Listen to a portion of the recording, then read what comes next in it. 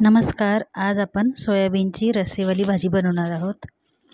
तर ती कशी बनवायची बघूया. तर सर्वप्रथम कुकरमध्ये आपण तेल गरम करून घ्यायचं. तेल छान गरम झाले की 1 चमचे आपण त्याच्यात जिरे टाकून घेणार आहे आणि जिरे छान तडतडले की आपण जे वाटण रेडी करून ठेवलं होतं ते टाकून घेऊ. आता छान असं तेलात भाजून घ्यायचं आहे. वाटण करपू नये म्हणून आपण त्याच्यात थोडंसं पाणी टाकून घेतलं आहे. त्याच्यामुळे काय होईल, वाटण करपणार नाही आणि छान भाजलं जाईल.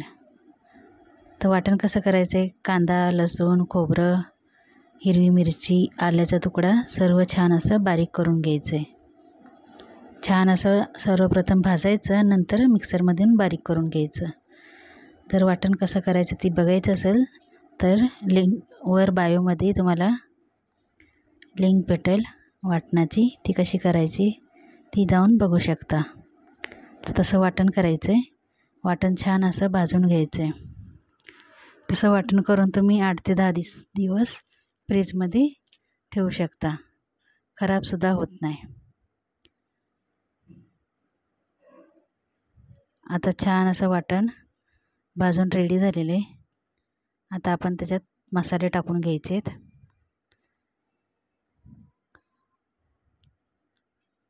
तर छान तेल सुटेपर्यंत भाजायचं आहे.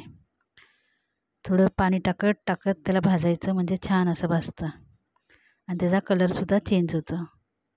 तुम्ही जेवढं वाटण छान भाजाल तेवढीच टेस्टी तुमची भाजी होते. तर 4 ते 5 मिनटं लागतील आपल्याला छान असं वाटण भाजायला.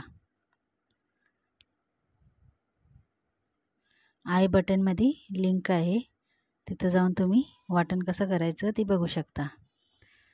तर छान आता आपला मसाला भाजत आलेला आहे. करपू द्यायचं नाही, सतत असं हलवत राहायचं. तर बघू शकता कसा कलर चेंज झालेला आहे. आता थोडंसं अजून पाणी टाकून घेऊ. तुम्ही म्हणाल पाणी का टाकलं, तर आता आपण त्याच्यात सुके मसाले टाकणार आहे आणि ती मसाले करपू नये म्हणून थोडंसं पाणी टाकून घेतलं आहे. तर मसाल्यामध्ये आपण जिरं आणि धना पावडरची पूड आहे ती टाकून घेतली, लाल तिखट आहे ती टाकून घ्यायची, हळद टाकायची आणि छान असं भाजून घ्यायचं आहे. जास्त मसाल्याचा वापर नाही करायचा आहे. आता छान असं त्याला तेल सुटेपर्यंत भाजायचं आहे. आता आपण सोयाबीन अर्धा तास अगोदर भिजत घातले होते, ते छान दाबून त्याच्यातलं पाणी काढून घ्यायचं आणि ती मसाल्यासोबत भाजून घ्यायचं आहे.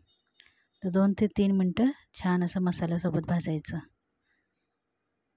तेल सुटेपर्यंत भाजून घ्यायचं आहे. त्यात आता चवीनुसार मीठ टाकून घेऊ आणि परत एकदा मिक्स करून घेऊ व्यवस्थित. छान परोठ्याबरोबर तर ही भाजी खूप छान लागते. आता त्यात पाणी टाकून घ्यायचं, जास्त पाणी नाही, फक्त 1 ते 1.5 ग्लास पाणी टाकणार आहे.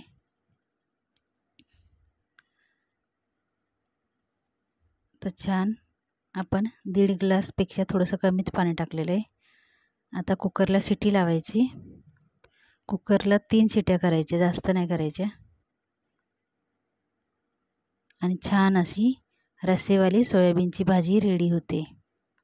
तिला आपण भातासोबत, भाजीसोबत, भातासोबत, चपातीसोबत खाऊ शकतो. तर बघू शकता किती छान आणि मसालेदार अशी आपली भाजी रेडी झाली. एकदा नक्की करून बघा. धन्यवाद.